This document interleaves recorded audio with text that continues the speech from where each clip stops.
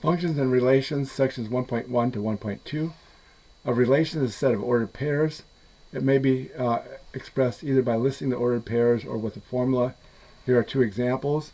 Relation A, set of three ordered pairs, 1 comma 4, negative 1 comma 4, and 2 comma 5. Set of B, an infinite number of ordered pairs of the form x comma y, where x and y are real numbers, and x squared plus y squared is equal to 25. Relations such that B can be graphed by plotting enough points to see the overall pattern and then connecting the dots. So in the formula for relation B,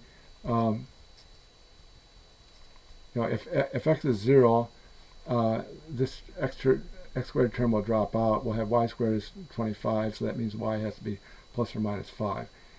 If x is either 3 or negative 3, x squared is going to be 9.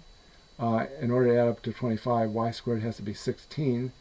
If you take the square root, y has to be plus or minus 4, and so forth. So we get some values for x and y and plot the points. So if x is 0, y could be either 5 or negative 5. That gives us 2 points there. If x is 3, y could be either 4 or negative 4. So if x is 3, go up 4 and down 4. That gives us 2 points. If x is negative 3, y is also 4 or negative 4. So we go 3 to the left, up 4 and down 4, and so forth. So that gives us some points, and then connect the dots. And this is a circle. It's actually, we studied ellipses before, and this is a special kind of ellipse where the x radius and the y radius are the same. The x radius is 5 and the y radius is 5.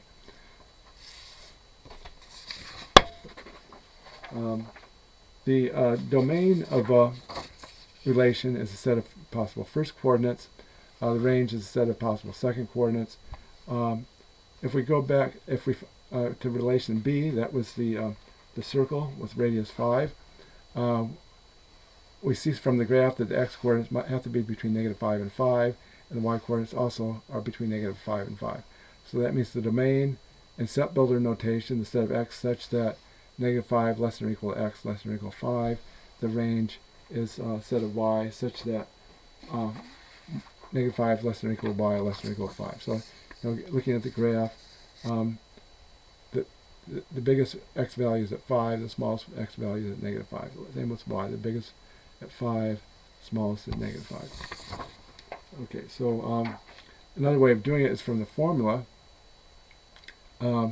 X squared plus y squared is equal to 25. So for real numbers, x squared is going to be positive. So x squared cannot be more than 25. X squared by itself cannot be more than 25. So that means that x squared has to be, or x itself has to be between negative 5 and 5. And the same with y. Y squared cannot be more than 25. That means y itself has to be between negative 5 and 5. Okay, so the another example, finding domains. So for this discrete relation that has just three points, 1 comma 4, negative 1 comma 4, 2 comma 5. The domain would be just a set of first coordinates. We have 1, negative 1, and 2. Another example, y equal 2x over 3x minus x. You can do most operations with real numbers, add, subtract, multiply, divide, but you have to be careful. The main thing you have to watch out for is division by 0. Or one of the things to look out for is division by 0.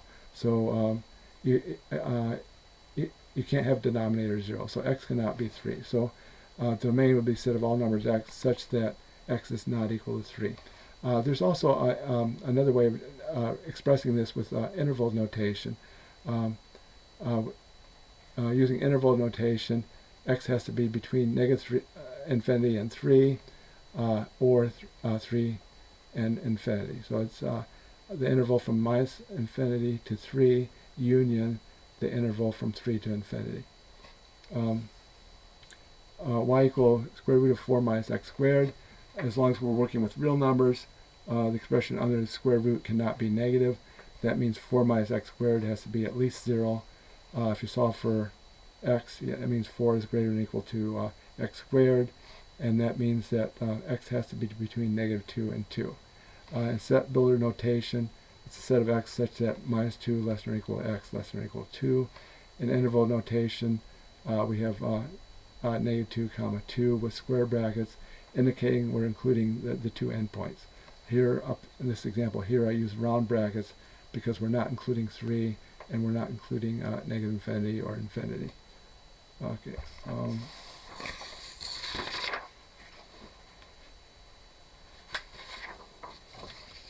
This relation here, y equal absolute value of 3 minus 2 times x. With real numbers, you can multiply, subtract, take the absolute value, and still get a real number. So there's no restrictions on x. X can be any real number. Script capital R indicates all real numbers. And we can, in interval notation, we can also do minus infinity, comma infinity. Y equal 2x minus 1 over x squared plus 1. Again, the domain is all real numbers. We have to be a little bit careful about denominator 0, but as long as x is a real number, x squared is going to be either positive or 0. If we add 1, it's going to be positive. So the denominator x squared plus 1 is never going to be 0. Again, in interval notation, it's minus infinity, comma infinity. Okay, here's a more complicated example. Here we have a square root in the denominator. So that means the denominator can't be 0, and also whatever's under the square root cannot be negative. So in this case, x squared minus 6x plus 5 has to be strictly greater than 0. And we could, I would first try to factor it. If you have a hard time factoring it, you could use the quadratic formula. But this will factor into x minus 1 times the quantity x minus 5. And you can check with the FOIL method. X times x is x squared. Outer product is negative 5x. Inner product negative 1x. That gives us negative 6x. Negative 1 times negative 5 is positive 5. And then inspecting this, we see that this expression will be 0 if x is equal to 1 or if x is equal to 5. So we have 2 points here where where the expression is 0. And we want to do some test points on each interval to determine the sign.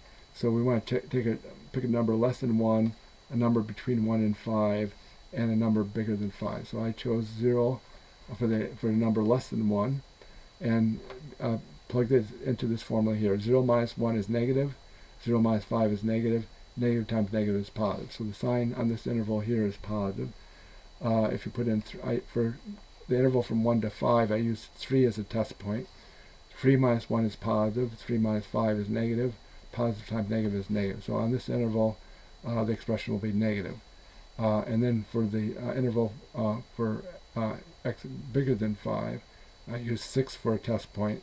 6 minus 1 is positive, 6 minus 5 is positive, positive times positive is positive. So we want the intervals where the expression under the square root is positive. So that will be the numbers less than 1 or greater than 5. So we in set builder notation, set of x such that x is less than 1 or x is greater than 5. Interval notation, it's the interval from minus infinity to 1, union the interval from 5 to infinity. Okay, so a function is a special relation in which each first coordinate appears only once. So let's go back again to the relation B. Is that a function? There's several ways of determining that. No, because, for example, the points 0 and 5 and 0 and negative 5 have the same first coordinate. You can also do what's called the vertical line test. If it's a function, then any vertical line can touch the graph in at most one point. But this graph here, for relation B, we see that there's many vertical lines that touch the graph in 2 places. For example, a vertical line here would touch the graph at this point here, 3 comma negative 4, and also this point here is 3 comma positive 4. So there's many vertical lines that will touch the graph in more than one spot. So if you have that's called the vertical line test. If the vertical line test touches the graph in more than one spot, then the graph is not a function. So it's not a function. Another way of doing that is to solve the equation for y. If you solve the equation for y and get two different formulas, that also tells you it's not a function. So we have x squared plus y squared equal 25. We want to isolate the y squared, subtract x squared from both sides. That gives us y squared equal 25 minus x squared, and then take the square root. Well, most numbers have two square roots, so we want to put a plus or minus. Y is equal to plus or minus the square root of 25 minus x squared. So we have two formulas for y, so that tells us that y is not a function of x there. Okay, so here's another example. Which of these relations represents functions? So we have a discrete function in part A, 1 comma 4, negative 1 comma 4, 2 comma 5. The other ones are all given by formulas. And the answer is that they're all functions. Part A is a function because each first coordinate only appears once. We have first coordinates are 1, negative 1, and 2, and they only appear once.